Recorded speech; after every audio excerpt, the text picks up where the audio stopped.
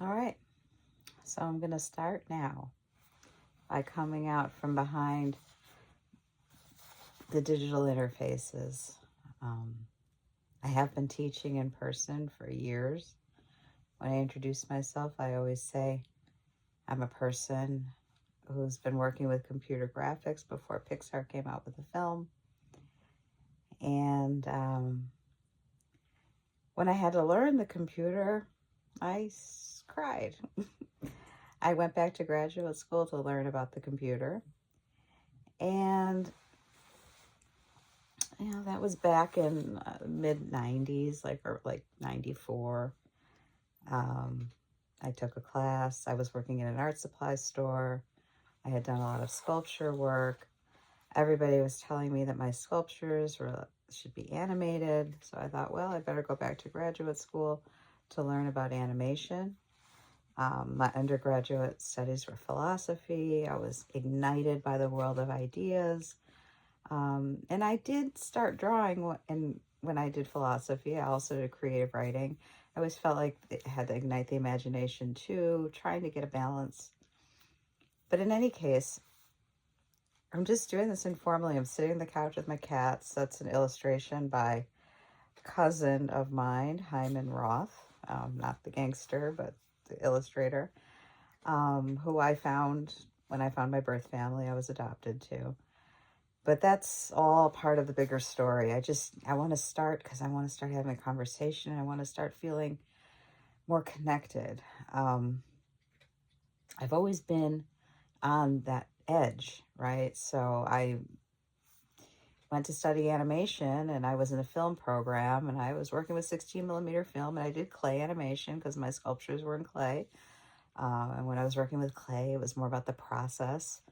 And as I was working with the clay, I would see all these different things in the forms. So I wanted to capture that through animation and also these characters. I wanted to bring them to life and, see them breathe energy. And anyway, so I studied 16 millimeter film, which is traditional filmmaking. And what my professors, Shelley Fleming, who's no longer with us, an amazing experimental filmmaker, was saying like, well, I feel like, you guys are studying a dying art.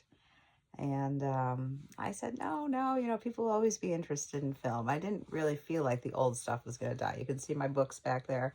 I collect cameras, I collect books. I still love the tactile quality. I live in a house from 1923. But I also love the digital stuff. I love the emergence of the digital. When I first started doing computer graphics, it was very labor intensive. I mean, it was just like lots of buttons, lots of code, lots of processed in order to get to the creative experience. There was no fluid dialogue. And that's what I always felt with clay, that there was this conversation that could happen.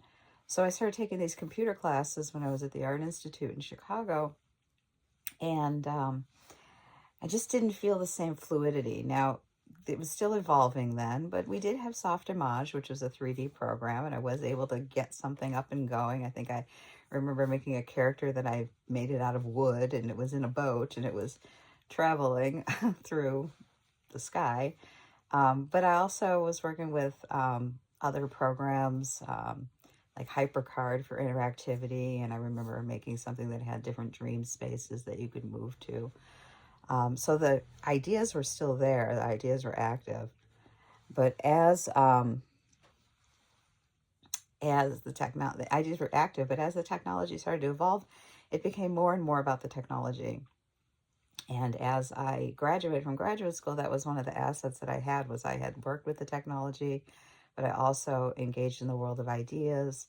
So I started to synthesize those together as part of my, scholarship, I guess you'd call it. But I also felt like I needed some practical experience at that point. That was the late 90s, and computer animation was just beginning to take off. And I ended up thinking about working in studios, but I really didn't see myself as a line person. I was more of an idea person. So I ended up starting my own production company with a colleague from graduate school, and we did projects that were working with the emerging technology, more in a business sense. So I did keep my hand in teaching. I was always an adjunct and would bring students into the studio, but it was really about developing the studio, the community, and the space. And then years gone by, I had that studio, then I was starting up programs and working in, in different capacities, really just shepherding in like all of the new tech. And then I came to the job that I'm currently at in Michigan with, I had taught here right out of graduate school, just as a visitor, and came back and got a tenure track position. And here I am. I've got tenure. I'm still working with the technology that's on the cutting edge. And what's the cutting edge now? It's AI. And what's really amazing is I've been doing research with my sabbatical, and what's happened with AI and the progress from like just 2024 to 2025 has been so liberating creatively for me. It brings me back to the world that I was in when I first started doing artwork, when I was coming from the world of ideas, and I really wanted to have a conversation with the medium. And at that point, the medium was clay, and it was very plastic and it was very fluid.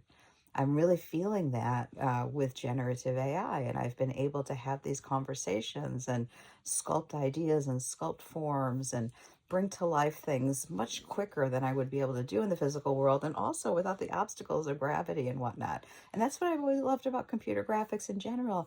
When I teach it, I tell the students, you can make as many cameras as you want, you can make as many lights as you want. You're not tethered. And so I'm feeling that. And I'm excited about the work I've been doing. It's very experimental. It's very much about having conversation with the medium. But there's a lot of baggage associated with this medium now. There's a lot of things going on with the people who are developing the software tools, and then the amount of energy that things are consuming on the back end. And there's just ethical and moral issues across the board in terms of it's not just the visual arts anymore. Machine learning and artificial intelligence, as they call it, is impacting society as a whole. So there's a very negative sort of backlash against technology. And to tell you the truth, I'm all for it in a way because, like I said, I love the old stuff. But I also feel liberated by the digital. So I feel this disjunct. And I really wanted to start just to make a video.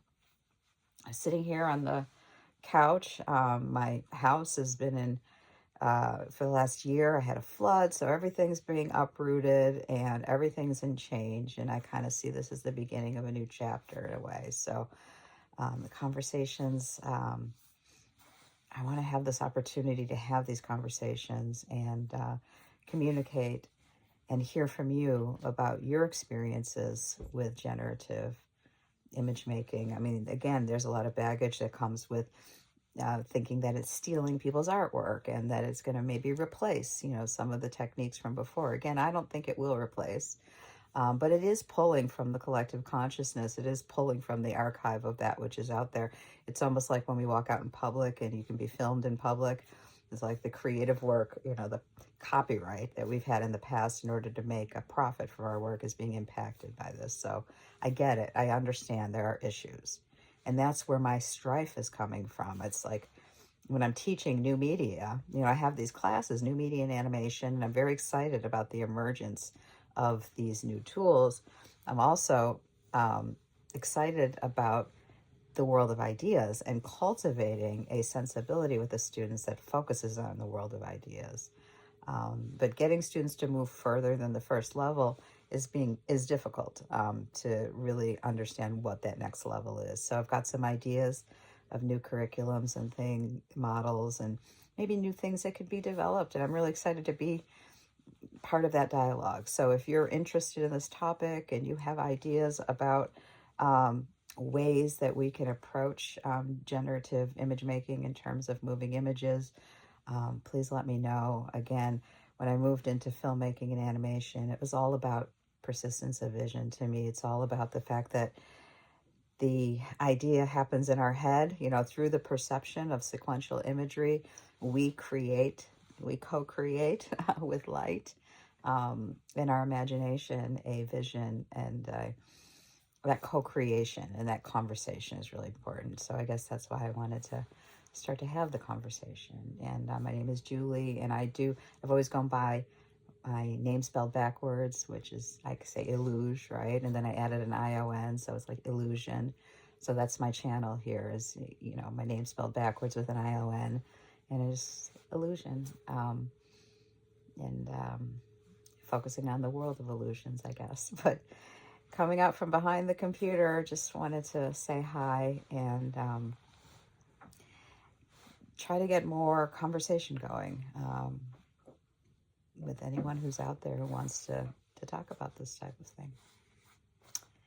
Anyway, doing work in the house. I guess this is just a different kind of work.